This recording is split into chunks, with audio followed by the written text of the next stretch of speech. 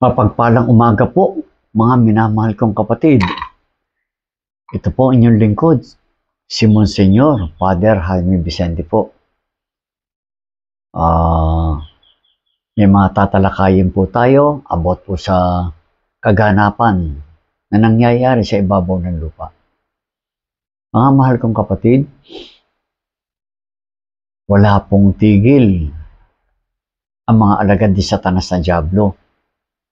Nabigyan tayo ng iba-ibang uri po ng problema.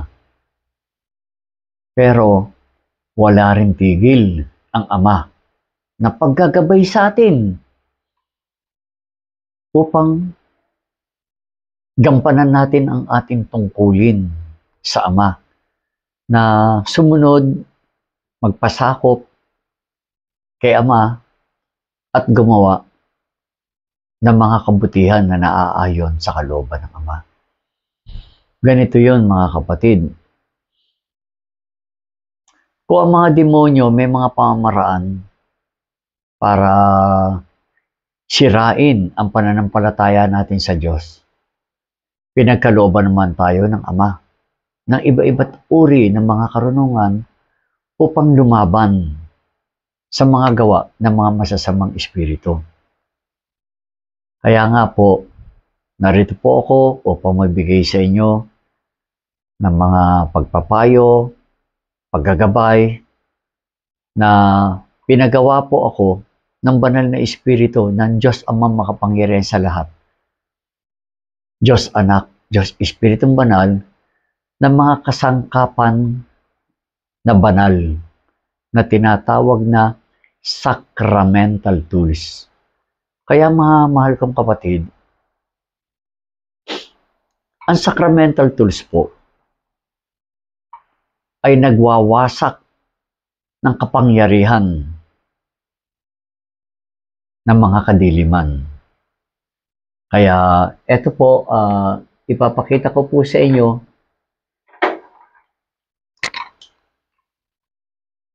ang isa sa pinakamalakas na gamit, yung tinatawag na one set.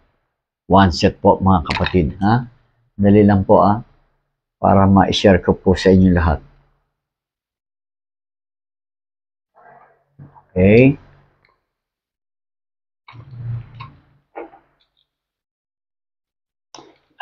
Ito pong one set na ito ay napakarami pong pamamaraan upang tunawin lahat po ng mga masasamang elemento. Pwede po kayong makagawa rito ng holy water, makagawa ng holy oil po, pang-massage po. Tumutunaw din po ito ng mga gayuma, isaw-saw nyo lang. At nakakapagpagaling po ito ng mga nauusog. Lalo-lalo na po, magagamit nyo po ito para palayasin ang masamang espiritu na sumapi sa katawan ng tao. Napakalakas po, no?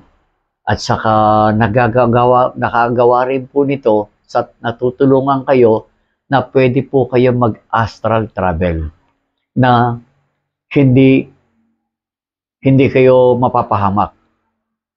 Kasi po, marami nag-astral travel, hindi na nakakabalik. Pero kapag meron kayo nito, hindi kayo makabalik. Dahil protektado po kayo ng banal na espiritu ng Diyos Ama, Diyos Anak, Diyos Espiritong Banal. Ganun po yan mga kapatid ha. Ngayon, ito naman po yung pinagawa sa akin ng Ama, no? Yung tinatawag na Holy Cross for Divine Solution. Mensahe po sa akin ito mga kapatid ko nung araw po ng mahal na araw na pinadama sa akin ng Ama kung paano tayo iniligtas ng kanyang buktong na anak na ating Diyos, na si Jesucristong ating Panginoon Diyos. Dahil po, yung krus ng Kalbaryo na siya pong nagamit, no? Nagamit po na pamamaraan para po sa ating kaligtasan. Doon po namatay yung taong walang kasalanan na nilukuban ng Diyos Anak. Po, yung taong walang kasalanan po, yung po yung tinatawag na Kristo ng Diyos na si Jesus. Yun po ang totoo. Kaya lang po, hindi natin nauunawaan, no? Na marami po nagtatalo, si Kristo Diyos, si Kristo tao, yan po ay magkakaroon na rin po ng katotohanan na Diyos na ang Jesus.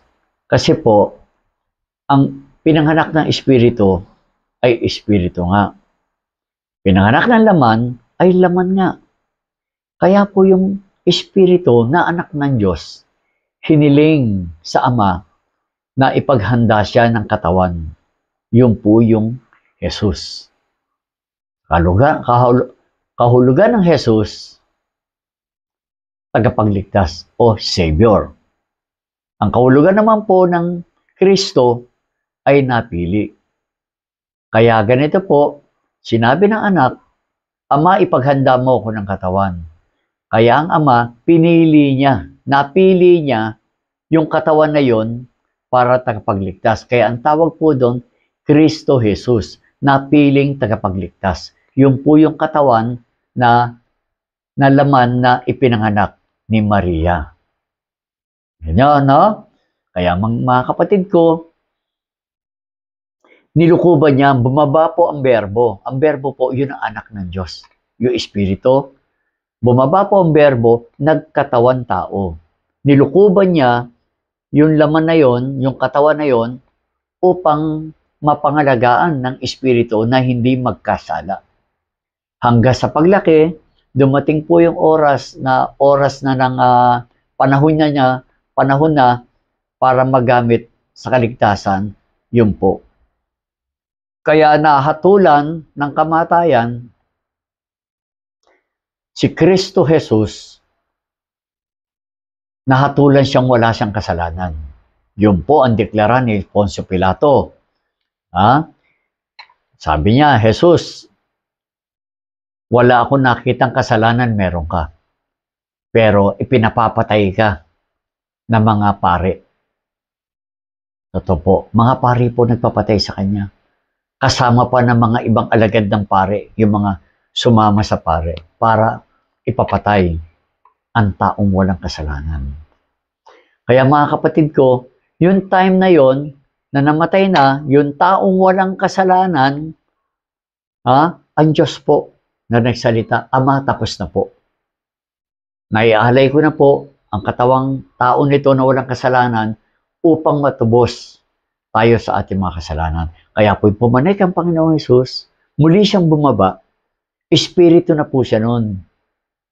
No? Kasi po, sinama ng Diyos Anak ang katawan ni Jesus. Kaya ito po yung gate, pagpasok po ng katawan sa langit, natunaw po yung katawan. Pagpasok po, pinalatan na po siya ng katawan panlangit. Heavenly body. Pagpalain po kayo mga kapatid at mauunawaan nyo rin po yan. Kaya ngayon, may mga labanan po tayo. Ituturo ko ngayon sa inyo sa mga sandaling ito. Kasi kapos tayo sa oras, part 2, kung paano tayo lalaban sa mga masamang espiritu. Sundan niyo po kaagad, mga mahal kong kapatid. Pagpalain po kayo ng Ama.